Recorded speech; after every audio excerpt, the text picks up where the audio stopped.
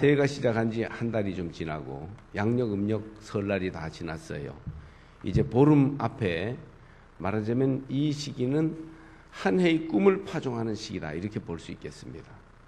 여러분의 한 해 꿈은 어떠십니까? 어떻게 한 해를 시작하며 또 어떻게 멋진 한 해가 되고자 꿈을 지금 씨 뿌리고 있습니까?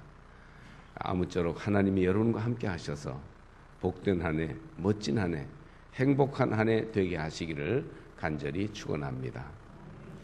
보통 새해가 되면 새해 복 많이 받으세요, 그런 인사를 해요. 저는요, 어쩐지 그게 너무 지루하고 상투적인 것 같은 생각이 들어서 작년 올해 넘어오면서 뭐 다른 인사를 좀 해보려고 했어요. 뭐 행복하시기 바랍니다 라든지 건강하세요, 뭐 하늘 복이 임하기를 바랍니다.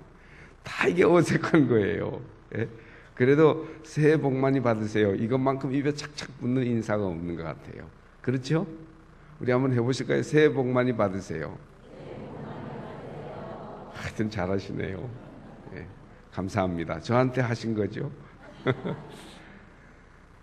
새해가 들어서면 이렇게 보는 사람마다 복 많이 받으라고, 복도 그냥 받는 게 아니고 많이 받으라고 그렇게 인사를 많이 합니다. 정말 복을 빌어주는 시기가 아닌가 그렇게 생각을 해요. 정말 우리에게는 복이 필요해요. 우리의 노력과 실력 그것만 가지고는 안 된다고요. 복이 있어야 돼요. 복스러운 사람이 돼야 되고 복된 길이 돼야 돼요. 이번 한 해 동안 하늘 복이 가득하여 새해 복 많이 받으시기 바랍니다. 아마 가장 남에게 복을 비는 위치에 있는 그런 사람이 제사장들, 구약시대 제사장들이 아닐까 생각합니다. 히브리서 7장 7절 말씀을 보면 논란의 여지 없이 낮은 자가 높은 자에게 축복을 받느니라, 그렇게 말씀하면서 제사장의 복에 대해서 얘기하고 있는 장면이 있는데요. 왕은 백성들을 축복하고 또 어버이는 자녀들을 축복하며 제사장은 성도들을 축복합니다. 여러분 모두 복된 인생이 되시길 바라고 2014년에는 저주와 어둠과 실패가 떠나가고 하늘 복이 여러분의 삶에 여러분의 길에 가득하시기를 간절히 바랍니다. 예수 믿는 사람들은 복이 있어요. 특별한 복이 있어요. 문제는 그 복을 누려야 되는데 복을 가지고 있으면서도 누리지 못하는 사람들이 많이 있는 거예요. 민수기 6장은 단 2가지 내용만을 다루고 있는데 첫째는 1절부터 21절까지 나실인의 서원, 나실인은 구별된 백성들이에요. 나실인이 하나님 앞에 어떻게 한다 하는 서원이 나와 있고 22절부터 27절까지 오늘 읽은 제사장의 축복이 나와 있습니다. 이 2가지 내용은 따로따로 이렇게 독립된 내용이에요. 그래서 별로 관계가 없는 것처럼 보이지만 사실은요, 나실인의 서원을 통한 제사와 하나님이 그의 백성들에게 주시는 축복이라는 이 밀접한 관계를 여기서 보여주고 있어요. 그래서 하나님께 드리는 예배와 하나님이 베푸시는 축복과 이 밀접한 관계가 구약에서는 여러 곳에서 제시되고 있습니다. 이게 구약의 방식이에요. 나실인이 자신을 구별하여 하나님께 제물로 드릴 때 하나님께서는 제사장을 통하여 그의 백성을 축복하십니다. 성도 여러분, 먼저 스스로를 거룩하게 지키고 바른 예배를 드리시기를 바랍니다. 모든 죄악과 세속의 더러운 것으로부터 스스로를 구별하여 복된 주의 백성의 참된 품성을 유지하시기를 바랍니다. 그러면요, 교회 안에서 제사장의 축복이 여러분 삶 속에 임하게 되는 것이에요. 하늘 복이 강처럼 우리의 삶을 흘러가게 될 것입니다. 이 바른 예배와 하나님 주시는 축복이 깊은 연관을 가지고 민수기 6장에서 나타나고 있습니다. 봄이 오기까지 우리는 복에 대한 소원을 품고 있습니다. 그 소원을 위해 자신의 몸과 마음을 새롭게 구별하는 시간이 바로 요즘이죠. 이런 점에서 우리의 새해는 나실인의 서원과 같은 의미를 가집니다. 집집마다 신년 대신방을 하고 있는데 제가 이 본문으로는 가정에서 복을 축복하지 않았습니다. 그래서 이 시간 온 교우들께 이 말씀으로 하늘 복이 임하기를 간절히 바랍니다. 주님이 주시는 복을 선포합니다. 제사장의 복은 곧 교회의 복, 믿음의 복을 가리키니 이 기간에 가장 적절한 축복이라고 생각해요. 무엇보다 진실한 예배를 드릴 때, 믿음으로 하나님 앞에 거룩한 백성이 되어 나갈 때 하나님이 당신의 백성들을 어떻게 축복하는지 오늘 이 축복의 말씀을 읽는 동안 그 복이 실질적으로 임하시기를 바랍니다. 첫 번째로 하나님이 우리에게 주시는 제사장의 복은 지켜주시는 복이에요. 보호와 안위의 복입니다. 24절 말씀, 여호와는 네게 복을 주시고 너를 지키시기를 원하며, 여호와는 네게 복을 주시고 너를 지키시기를 원하며. 무엇이 복입니까? 상황과 사람마다 다르죠. 요즘 보통 키 큰 게 복이에요. 저는 그 복을 조금만 받았습니다. 키 큰 게 복이에요. 그런데요, 저는 키 크면 다 복인 줄 알았더니 또 너무 키 큰 사람은 키 작은 거, 아담한 걸 또 부러워하는 사람도 있어요. 참 별 사람들이 다 있어. 그렇게 복이 상황 따라 조금씩 다른 것이죠. 병상에서 신음하는 환자에게 복은 병에서 회복하는 것입니다. 빚쟁이에게 복은 빚 갚는 일이고요. 돈 있고 건강하고 외롭지 않고 일 있고 친구와 더불어 즐겁게 지내고, 이런 복의 개념은 무궁무진하게 있습니다. 그런데 이 모든 복 가운데 가장 기본적인 복, 그것을 잃어버리면 다른 모든 것이 의미가 없는 복이 무엇일까요? 우리가 잊고 사는 경우가 많은데 사실은 가장 중요한 복이 바로 안전한 복인 것입니다. 안전한 것이에요. 여러분, 이번 2014년에는 하나님이 여러분의 전후 좌우를 두르시고 지키셔서 안전하게 보호받는 한 해가 되시기를 바랍니다. 여러분의 가정과 모든 식구들이 어디에 있든지 무엇을 하든지 항상 안전하게 보호하시는 방패와 같은 하나님의 복이 여러분의 삶 속에 임하기를 축복합니다. 아이들이요, 밤에 늦어지면 걱정이 됩니다. 할 수 없이 태우러 다니느라 바쁘지요. 우리도 새 아이들이 중고등학교 다닐 때요, 저 사람이 그전에는 운전을 잘 못했는데 아이들 태우러 다니느라고 운전 실력이 늘었어요. 그래서 애들이 대학을 다 가고 나니까 저보다 운전을 더 잘하더라고요. 그렇게 부모는 보호해 주느라고 애를 쓰는 겁니다. 만약의 경우를 대비하지 않을 수 없어요. 한때 여성 밤길 피해 사건이 났을 때 딸 가진 부모들 다 노심초사하였죠. 뭐 그런 흉한 소문이 뉴스에 나오면 말이에요, 저도 바로 아이들한테 전화합니다. 밤길 조심하여라. 웬만하면 밤에 다니지 말어. 그렇게 자꾸 전화를 하는 겁니다. 아무리 대비하고 조심해도 알 수 없어요. 24시간 모든 장소를 우리가 지킬 수는 없지 않습니까? 그러므로 하나님이 지켜주셔야 합니다. 하나님, 우리 자녀들을 지켜주세요. 우리의 직장을 지켜주세요. 우리의 가정을 지켜주세요.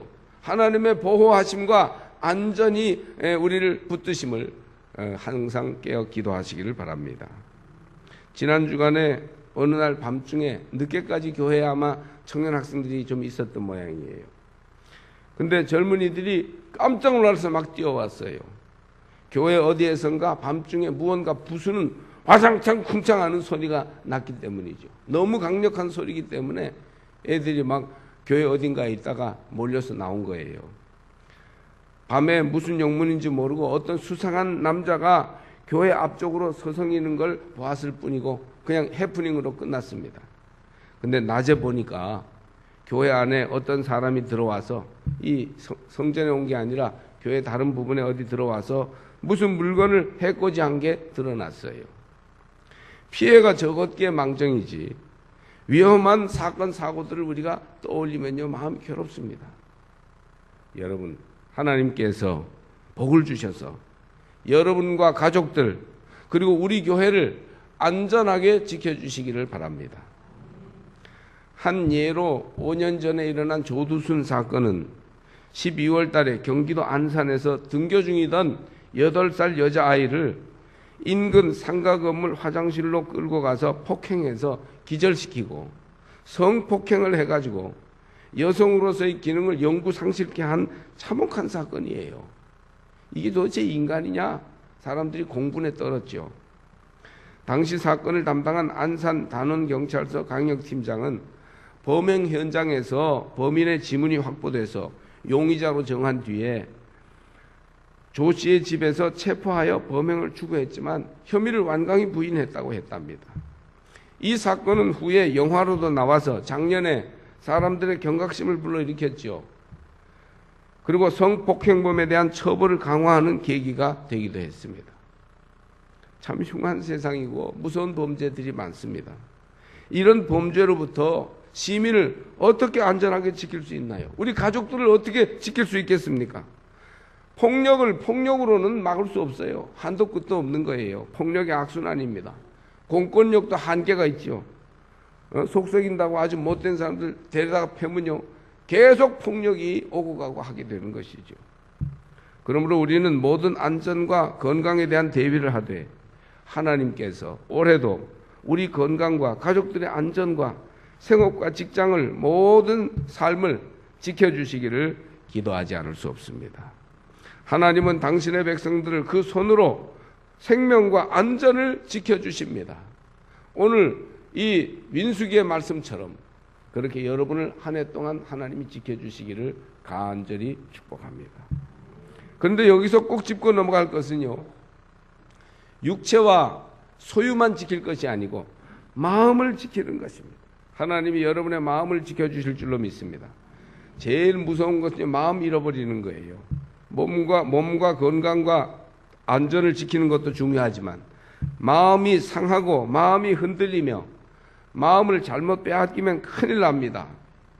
모든 지킬 만한 것 중에 더욱 내 마음을 지키라. 생명의 근원이 이에서 남이니라. 잠언 4장 23절 말씀이에요.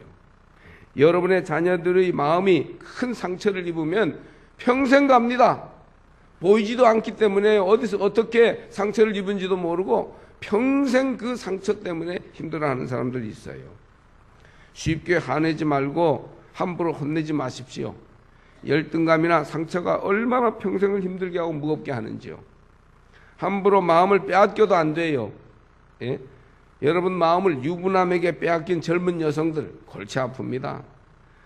또 마음을 사랑해서는 안 될 사람에게 빼앗긴 직장 상사, 뭐 이런 예가 드라마에 많이 나오잖아요. 엄청난 문제를 일으키고 여러 가정 힘들어하게 되어 있습니다. 함부로 마음 빼앗기지 마시고 잘 간수하시고, 내가 내 감정 잘 통제 못하니까 하나님 내 마음을 지켜주세요. 보호해 주세요. 깨어 기도하시기를 바랍니다. 서양의 어떤 도시에 사는 엔지니어가 있었는데 집을 떠나 멀리 극동으로 와서 일했습니다. 그가 2, 3년 집을 비운 사이에 아내는 남편에 대한 정절을 지키지 못하고 남편과 가장 친했던 친구를 사귀어서 그만 정이 들어가지고 그와 함께 집을 나가버렸습니다. 열심히 가족을 위해서 외국에까지 가서 일을 하고 돌아온 남편은 아내와 두 아이와 가장 친한 친구를 잃었다는 사실을 알았습니다. 얼마나 비참했겠어요. 어느 날 그는 집회에서 말씀을 듣고 자기의 심정을 토로했습니다. 근 2년 동안 제 마음은 밤낮 증오로 가득 찼습니다. 저는 그리스도인입니다. 저는 제 아내와 친구를 용서해 주어야 한다는 것을 알지만 제가 그들을 용서하려고 하면 할수록 용서할 수가 없습니다. 저는 그들을 사랑해야 한다고 늘 결심하지만 실패합니다. 제가 어떻게 하면 이 미움과 원수 갚으려고 하는 이 마음의 이 악감정에서부터 노임을 받을 수 있을까요? 그럴 때 복음 전도자는 이렇게 말했다고 해요. 당신의 문제에 대한 해답은 여기에 있습니다. 주 예수님께서 십자가에 달리셨을 때 그분은 당신의 죄를 담당하셨을 뿐만 아니라 당신을 담당하셨습니다. 그분이 못 박히셨을 때 당신의 옛사람도 그분 안에서 그분과 함께 이미 못 박혔습니다. 그래서 주님 안에서 우리가 죽고 이미 못 박혔다는 걸 인정하고 그리고 주님 안에서 다시 살 때 그 과거의 원한과 악감정으로부터 자유함을 얻을 수 있는 것입니다. 물에 빠진 사람을 구하는 방법은 두 가지인데 하나는 그 사람이 허우적거리다가 힘이 다 빠지면 건져주는 방법이고 또 하나는 그 사람을 때려 기절시키고 육지로 끌고 나오는 방법이라고 합니다. 막 파닥파닥 하면서 살라고 그럴 때 들어간 사람까지 같이 붙들고 물속에 빠지게 된다는 것이죠. 하나님은 우리가 할 수 없는 방법으로 우리 마음을 지켜주십니다. 그래서 이 엔지니어는 하나님이 모든 일을 하셨습니다 크게 외치고는 기뻐하며 집으로 돌아갔습니다. 억울하고 분하고 나를 배신할 수 있어? 내가 가만두지 않을 거야 하던 이 악감정은 이미 그리스도와 함께 죽었기 때문에, 장사되었기 때문에 더 이상 자기의 것이 아니라고 생각하고 그리스도와 함께 다시 살아 삶을 영위하게 된 것입니다. 아무리 아프고 상처가 있을 때에도 하나님께서 여러분의 마음을 지켜주셔야 합니다. 하나님께서 여러분의 몸과 마음을 안전하게 지켜주실 줄로 믿습니다. 그러므로 새해를 시작하면서 하나님, 내 마음을 지켜주세요. 하나님 안에 보호받게 해주세요. 있어야 할 자리, 해야 할 일을 할 수 있게 해주세요. 그렇게 하나님의 보호하심, 안전케 하심을 간구하시기를 바랍니다. 두 번째로 제사장의 축복은 은혜를 베푸시는 복입니다. 헤세드라는 단어죠. 여호와는 그의 얼굴을 내게 비추사 은혜 베푸시기를 원하며, 은혜는 값없이 주시는 도움을 말합니다. 하나님의 은혜가 있어야 돼요. 우리 삶에는 은혜가 있어야 돼요. 나 혼자만 가지고는 안 돼요. 장사도 목이 좋고 기술이 좋으며 자본이 넉넉하여 모든 준비를 다 갖추어도 보통 사람들이 말하기를 운이 따라줘야 된다, 그렇게 말하죠. 이 말은 다른 말로 하면 하나님의 도우심이 필요하다는 겁니다. 은혜가 필요해요. 장사에도 은혜가 있어야 된다니까요. 가정이 말이죠, 좋아 죽겠어서 결혼합니다. 난 진짜 좋아하는 사람을 만났어. 누가 말려도 난 이 사람과 결혼할 거야. 참 어울리는 천생연분이라고 다 박수치며 좋아합니다.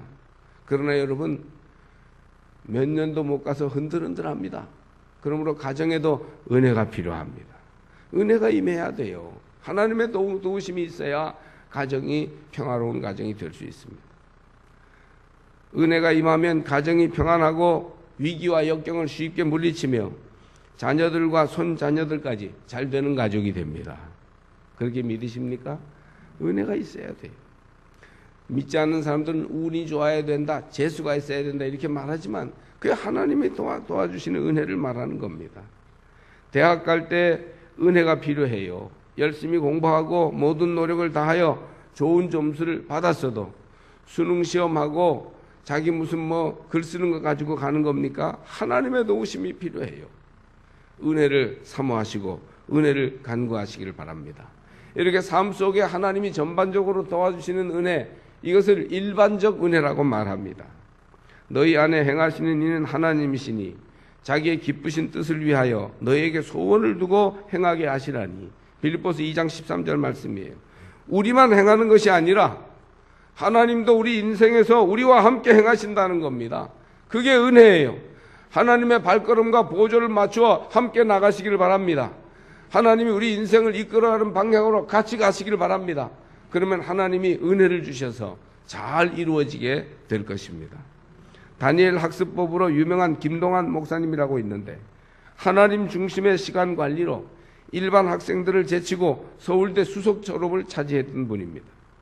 공부에 하나님의 은혜가 필요하다는 것을 몸소 체험한 사람이죠. 공부하는 학생 여러분, 특별히 이제 올해 고3 되는 자녀를 둔 부모 여러분, 기도하며 은혜 가운데 자녀들을 양육하시기를 바랍니다. 그의 얼굴을 내게 비추사 은혜 베푸시기를 원하며, 이 얼굴을 비추어 주신다. 밤하늘을 밝히는 보름달을 보면 무언가 풍성함을 느끼지요. 정월 대보름의 달을 쳐다보며 소원을 빕니다. 그러나 보름달은 자기 스스로 빛을 발하는 것이 아니라 지구 반대편에 있는 햇빛을 받아서 반사하는 빛을 보여주는 겁니다. 만약 빛의 근원인 태양이 가려진다면 달은 한 줄기도 빛을 발하지 못할 것입니다. 연예인들이 아름답게 보이는 데에는 조명빨이 정말 중요하다고 합니다. 조명을 잘 비추지 않으면 절대 뽀얗고 보송한 피부를 사진 찍을 수 없다고 합니다. 그래서 연예인들 매니저들은요, 이 조명 감독 이런 카메라 담당한 사람들을 막 잘 보이려고 그러고, 그리고 여러 가지 피부나 메이크업을 굉장히 신경을 쓰는 거예요. 사실은요, 그 사람들은 뭐 대단치 않은 원래는 이뻤겠지만 막 얼굴에 뭐 나기도 하고 그랬는데 조명 빨라가지고 각도 맞춰가지고 그래서 이쁜 거예요. 알고 보면 여자분들이 상당히 관심을 가지는 것 같습니다. 여러분의 인생에는 영적 조명빨이 필요해요. 그게 바로 하나님의 은혜 도우심입니다. 하나님이 도와주시는 한 해, 은혜 충만한 한 해 되시기를 바랍니다. 특별히 신앙생활을 할 때 은혜가 없이는 한 걸음도 진행할 수 없습니다. 교회 오래 다녀도 도무지 신앙의 발전이 없는 분들이 있어요. 구원의 확신도 없고 영적인 발전도 없으며 도무지 변화되는 게 없어요. 왜 교회 다니는지 모르겠어요. 왜 그렇게 되느냐? 은혜 없이 신앙생활을 하기 때문입니다. 은혜로 신앙생활을 해야 되는데 자기 상식, 자기 노력으로 신앙생활을 하는 거예요. 그러니 영적 진보가 노력으로 됩니까? 공부하는 것처럼 그렇게 많이 교회 와 있다고 진보가 되는 겁니까? 그렇지 않아요. 그러므로 은혜를 사모하시기를 바랍니다. 말씀을 들을 때에도 설교를 상식적인 차원에서 듣지 마시고 하나님의 은혜의 눈으로 들을 때 여러분의 삶 속에 참된 변화가 일어날 것입니다. 세상에서 그래서 깨지고 부서져서 하나님께 나온 사람들이 신앙생활에 더 큰 능력과 영광을 누릴 가능성이 많다고 해요. 착실하게 아주 이렇게 하는 사람보다 막 깨지고 부서져서 울며 불며 주님께 나올 때 은혜를 사모하는 거예요. 나는 안 됩니다. 나는 무너졌습니다. 나는 부족합니다. 하나님 은혜를 내려주셔야 돼요. 이런 마음이 있을 때 하나님께서 그의 삶을 축복하시며 조성하시며 변화시켜 주시는 겁니다. 어떤 교회에 부부가 교사와 공무원으로 안정된 생활을 하는 사람이 있는데 착실하게 교회를 다니죠. 그런데요 1mm씩 진보하는 겁니다. 수십 년을 교회 생활을 하는데도 신앙의 진보가 별로 없어요. 항상 문제는 없으나 구원의 기쁨과 파워가 없는 무기력한 신앙생활, 지루한 신앙생활을 하는 거예요. 거기에 여동생이 이제 전도를 받아 교회를 나왔습니다. 여동생은요 어려운 문제들이 많이 있었어요. 삶에 지치고 찌들려서 교회 나왔는데 힘이 하나도 없었어요. 얼굴이 시꺼멓고 얼마나 마음고생을 많이 했는지 죽은 깨가 다닥다닥 났습니다. 매력이라고는 찾아볼 수가 없었어요. 야, 어떻게 자매인데 언니와 동생이 저렇게 다를 수가 있나? 언니는 뽀얗고 보송보송하고 아주 얼굴이 동글동글하니 예쁜데 동생은 어떻게 저렇게 시꺼먼 게 저렇게 못생겼나? 그런 느낌이 들었다는 겁니다. 그런데 교회에 나와 말씀을 한 2주일 듣고 나더니 이 동생은 말이죠, 깨어진 영혼을 가지고 하나님의 은혜를 의지하기 시작합니다. 기도 시간에 눈물을 펑펑 쏟으면서 전 존재를 하나님의 은혜에 의지하는 거예요. 그렇게 하나님께 전폭을 들여 나가니까 하나님께서 그를 치유하고 회복하기 시작했습니다. 몇 달도 되지 않아 하나님의 구원의 은혜와 능력을 체험하는데 아주 사람이 얼굴색이 완전히 빛나고 밝아졌어요. 그의 삶은 크게 아직도 바뀐 것이 없지만 하나님이 그의 삶을 바꾸어 주시리라는 산 소망을 가지게 된 거예요. 그의 영혼을 하나님이 치유하셔서 은혜가 그의 삶에 충만하게 되니까 실제로 말이죠, 마음만 영혼만 변하는 것이 아니고 육체도 변해서 그렇게 이뻐지더라는 겁니다. 눈에 띌 정도로 한 주 한 주가 달라지더라는 거예요. 여러분 40 넘은 여자분들 그렇게 교회 생활 오래 하면서도 얼굴이 우중충한 것은 책임지셔야 됩니다. 하나님이 여러분을 변화시켜 주실 줄 믿습니다. 우리는 하나님의 은혜가 필요합니다. 하나님께서 여러분 속에 은혜를 베푸시기를 축복합니다. 세 번째로 또 하나님이 주시는 축복은 평강을 주시는 복입니다. 여호와는 그 얼굴을 내게로 향하여 드사 평강 주시기를 원하노라 할지니라 하라. 평강, 샬롬이죠, 히브리어로. 아멘, 할렐루야 다음으로 많이 쓰는 히브리어가 샬롬입니다. 그래서 여러분이 누가 몇 개 국어 하냐 그러면 히브리어 하는 것도 꼭 넣으세요. 너무너무 중요한 히브리어를 3개나 알고 있어요. 예? 할렐루야, 아멘, 샬롬, 이게 다 히브리어예요. 대단하신 분들입니다. 전쟁이나 불안이 없는 평안과 평화를 가리킵니다. 나라가 평화가 없으면 전쟁과 갈등이고 개인이 평화가 없으면 불안과 불행입니다. 하나님은 우리에게 평강을 주시는 분이세요. 저는 오늘 두 가지 평화를 말하고자 합니다. 주의 집에 거하는 평화와 이웃 간에 생겨나는 평화입니다. 주님의 집에는 평화가 있어요. 할렐루야. 지금 눈발을 헤치고 우리가 어렵게 교회에 왔지만 이곳에 말할 수 없는 하나님의 평화가 있는 줄 믿습니다.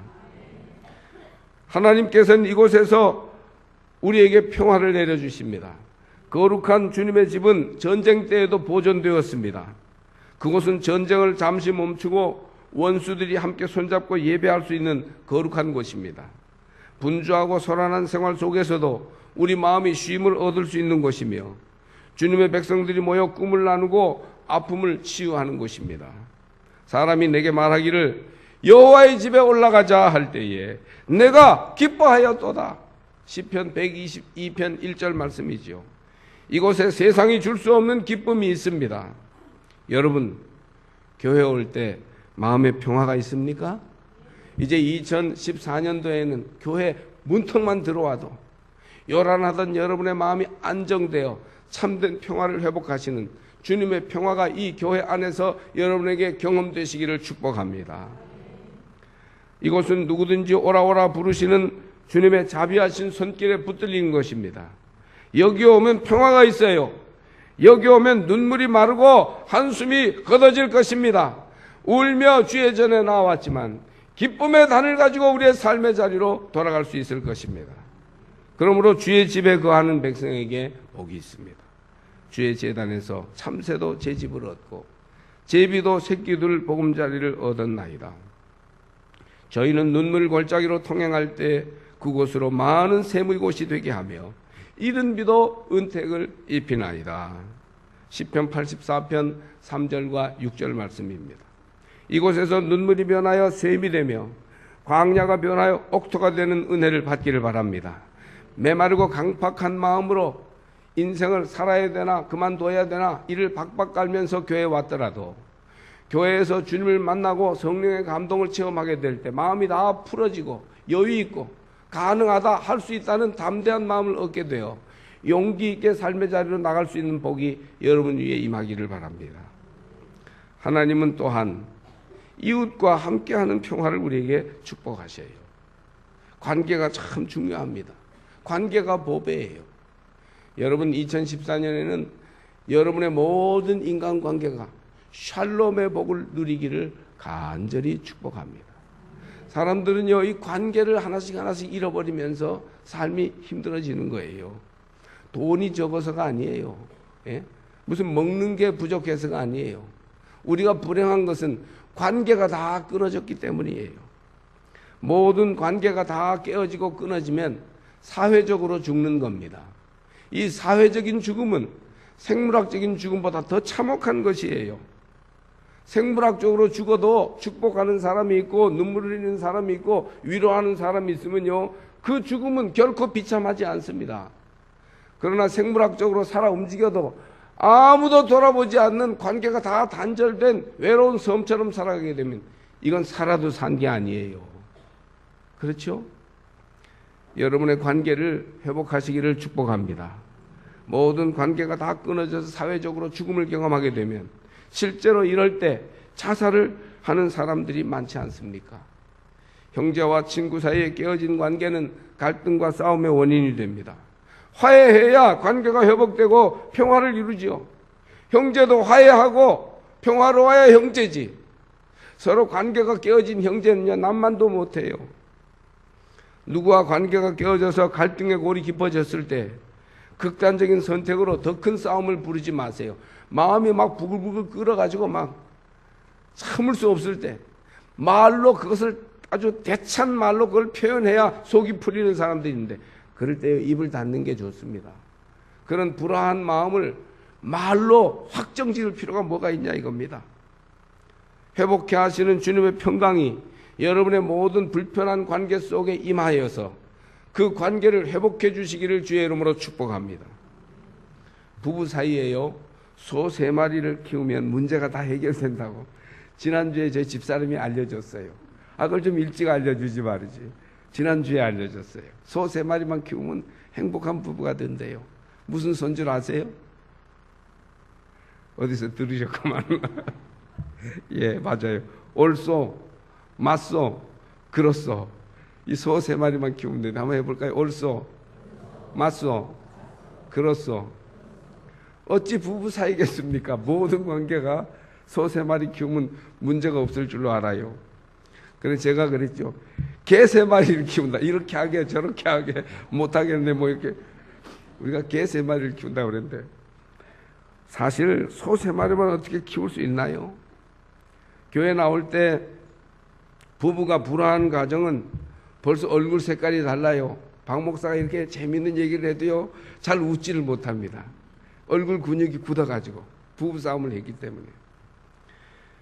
아무리 감추고 속이려고 해도 얼굴 근육이 경직되어 좀처럼 표정이 웃게 되지를 않습니다. 여러분 얼마나 불편한 일이에요. 이러니 소화는 잘 되겠으며 몸은 건강하겠으며 잠은 편히 오겠습니까? 꿈자리마저 사나울 것입니다. 그러므로 여러분 하나님으로부터 평강 주시기를, 평강의 복 주시기를 간구하시기 바랍니다. 예배를 통하여 여러분 자신을 온전히 주님께 드리세요. 예배 속에서 오직 하나님만이 우리 가운데 나타나게 하세요. 하나님 평강의 복을 주셔야 돼요. 모든 관계, 이 깨어진 관계가 하나님이 회복시켜 주시기를 바랍니다. 그래서 화목한 삶을 살게 해주세요. 평화로운 삶을 살게 해주세요. 이것이 우리에게 얼마나 절실한 것인지 몰라요. 하나님께서 우리 사이에 있던 불화를 없애주시고 평화의 중매자가 되어주실 것입니다. 주님은 하나님과 우리 사이의 원수된 관계를 청산하고 하늘과 땅을 화해케 하시고자 세상에 오셨어요. 예수 그리스도는 화해자이십니다. 그러므로 예수 안에서 여러분의 모든 갈등과 불화를 그치고 평화롭게 회복되는 은혜가 임하시기를 바랍니다. 여러분이 예배에서 큰 은혜를 받으면 이상하게도 화목하게 되는 역사가 일어나게 되고 원수처럼 섭섭하게 생각했던 형제와 손을 내밀고 전화하면서 한번 만나자고 밥 먹을 것을 약속하게 되고 화평케 하는 은혜를 누리게 될 줄 믿습니다. 올해 아무쪼록 여러분 홀로 인생길에서 들고 뛰느라고 3월도 못 돼서 지치지 마시고 하나님 내 인생에 복을 주세요. 나를 도와주세요. 하나님이 축복해 주시는 삶을 살게 해주세요. 그렇게 믿음으로 나갈 때 첫째로 안전하게 보호해 주시는 복을 받기를 바랍니다. 둘째로 하나님이 은혜를 내려주시기를 바랍니다. 셋째로 평강의 복을 누리시기를 주의 이름으로 축복합니다. 복 있는 인생, 제사장의 축복이 임한 하루하루가 되시기를